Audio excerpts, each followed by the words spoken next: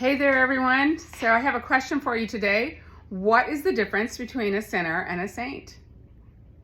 I know that some of you are thinking, well, I don't know if I want to talk about that. And I showed up on Tuesdays to talk about substance abuse. So why is she talking about sinners and saints? Well, when you go to an NA meeting or an AA meeting or a Celebrate Recovery meeting or anything like that, usually they have you introduce yourself and they have you say, I'm so-and-so, like my name, I'm Debbie and I am a codependent. I'm Debbie and I am an alcoholic. I'm Debbie and I am a gambler. I'm Debbie and I am a substance user, right? So they have you label yourself. And when they have you label yourself, it brings on a lot of shame and guilt. And so we talked about shame and guilt about a week or two ago. Go back and look at that video. It's on my channel.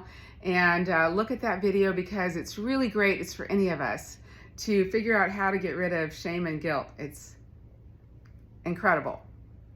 In any case, so one of my patients said to me, when I was I have clients now, but when I was in a clinic, one of my patients said to me, I just don't really feel like that I can, do those meetings because I just feel like that there's like saints and sinners there and I always feel like I'm the sinner. And I said, well, what's the difference between a sinner and a saint? I mean, why do you feel like a sinner? What is a saint? And she said, well, saints always do everything good. They're good. And sinners are bad. Okay, so you feel like that you're bad? I mean, are you a bad person? And she said, no, I'm not a bad person. This is why it confuses me. And I said, okay, well, do you think that all saints are good? And she kind of hemmed and hawed. And I said, I used to be a pastor's wife. I'm like an ex-pastor's wife. I actually still am ordained. And I feel like I'm like a reformed religious person or something. I'm not exactly sure how to describe myself, but I'm like, I know what church people used to be like. I know what they still are like sometimes. And are they really all good? And she said, no, they're not. And I said, you're right. Thank you. Because church people gossip and slander and backbite and have political power struggles inside of their organizations, and they don't obey their parents, and they secretly do pornography and gambling and alcohol and cigarettes and all the things that they maybe preach against. There's probably somebody in every congregation who does one of each of those. So not all saints are good, and not all sinners are bad. So her next answer was, well, then the saints always do everything right and the sinners do things wrong. I said, everything? Well, no, because I don't always do everything wrong and I do a lot of things right. And I said, right. And I mean, does every person that that goes to church and calls himself a saint, do they do everything right? And she said, well, no. And I said, right, because otherwise we wouldn't have all these, pastors and priests and deacons and whatnot getting, put in jail for child abuse and embezzlement and I don't know, all the other things that they're getting in trouble for, right? So, all right.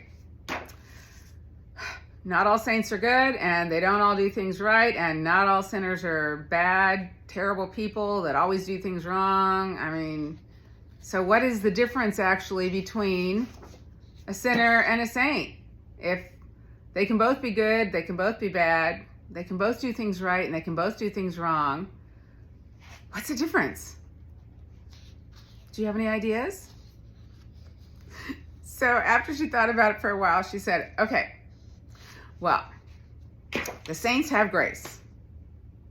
I said, great, they're both the same. There's no difference between a sinner and a saint. The only difference is that the saints have grace. So here's the $1 million question. Are you ready for it? How do saints get grace? What do you think? How do they get grace? So, if the only difference is that the saints have grace, how do they get it? Here's the deal. Everyone gets a grace ticket. Everyone gets this grace ticket. I think I lost one of my cards, or I got them out of order. In any case, everyone gets a grace ticket. There's a great grace giver, and he gave this ticket, the same ticket, to everyone. There's no first class, there's no lower class, there's no cattle car. Everyone gets a grace ticket. The only difference between a saint and a sinner is that the grace ticket got cashed in by the saint, and the sinner decided not to use it. It's kind of like if I said, okay, I'm going to give every single one of you this really cool trip, and whether it's a train trip or a cruise, or maybe it's even just a free ticket to a movie, everyone gets it. You all get it. Same ticket. You get to sit wherever you want. You get all the same food. It's going to be top notch. It's like the creme de la creme trip or movie experience, and it's with surround sound and, you know, the best food you can imagine. Okay, it's like the trip, right? Well, if you have a ticket, if the train takes off without you, did you get to go on the trip? If you show up at the station itself and you're like right there, but you don't actually get in the train before it takes off, did you make use of the ticket? Did you really have the experience? Did you redeem your ticket? No, you didn't. The only way to redeem the ticket is if you actually get on the train and go on the trip, right? Or get on the boat, or go into the movie theater and watch the movie. So, Jesus has given this grace ticket to everyone. Everyone gets it. Jesus paid for everyone to get it. So it doesn't matter who you are or what you've done. Remember, there was a thief on the cross hanging next to him that just said, hey, Jesus, you know, remember me when you get to paradise, please. And Jesus says, you're going to be with me in paradise today. So he didn't do anything. He didn't have time to do anything. He's hanging on a cross dying. It's his last breath. He deserved to be there. He did something that the judicial system said, you have to pay. And you have to pay by hanging on a cross. Terrible way to die. But he's hanging on a cross. And Jesus says, all right, you win the grace ticket. All you had to do is believe. All you had to do is follow. You see, when Jesus paid the ticket for you, all you have to do is say, all right, Jesus, I'm going to give you a chance. I'm going to live my life, and I'm going to give you a chance by believing what you had to say. Now, some of you are saying, okay, wait a minute. This is sounding like we're getting back into church again. I don't really want to have anything to do with church. You're right. You may not want to have anything to do with church. And some churches you may not want to have anything to do with because they may not be good places for you to be. Be very careful when you choose a church. And that's coming from a pastor's wife, an ex-pastor's wife. Yeah, be careful when you choose a church because not all churches are equal. And Jesus knew that not all churches were equal too. The people he got mad at the most in the scripture, if you start reading, just read in Matthew, start in Matthew. Most people say to start in John, but John is a bunch of poetry at the beginning. It's really hard to understand. It's a lot of allusions for Jewish people. So if you're Jewish, if you're Hebrew, start in John. But if you're not, start in Matthew. And start in Matthew because Matthew was a tax gatherer. We're going to talk a little bit more about him on Wednesdays. He was fascinating. He was a middleman who was making money off of an illegal, corrupt government system, and he was making money off of his fellow, whatever, wherever you live. I live in Florida. He was making money off his fellow Floridians, and he was skimming money off of the top and making money for an illegal, corrupt government. Maybe they weren't illegal. I don't know. When you take over somebody's government, they probably feel like you're illegal. In any case, Matthew is this guy that knew what it was like to be working both sides against the middle and to be doing things that were really hurting a lot of people. And he decides to follow Jesus, and he's the first one whose story we get in the New Testament.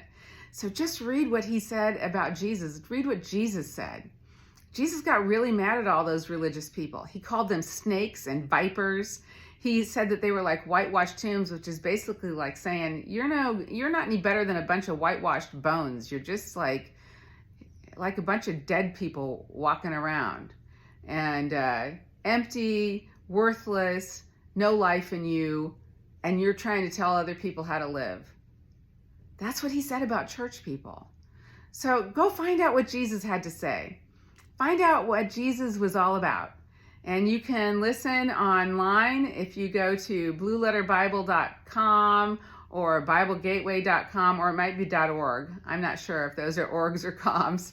And just ask Siri, say, hey Siri, how can I listen to the Bible? And listen to something that's easy to listen to, like the New Living Translation, because then it just sounds more conversational, like what we're doing right now.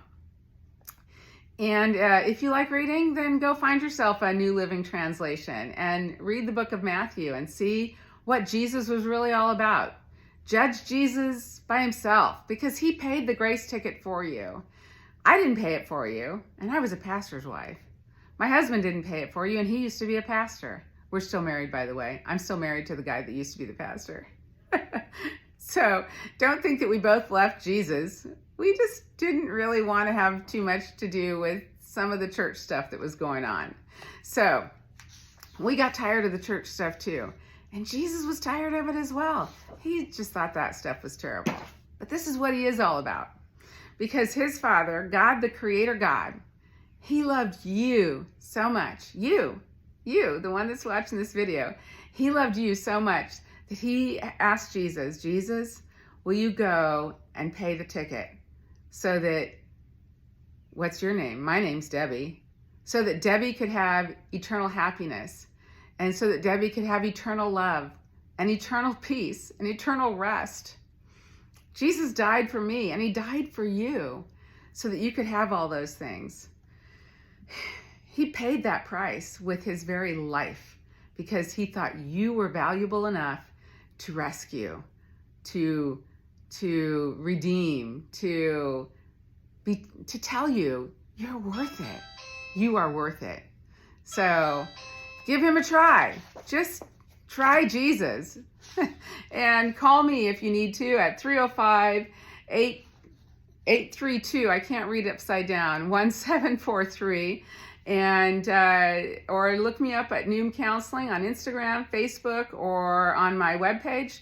And try Jesus. Try the grace ticket. Cash it in. Have a great day. Bye-bye.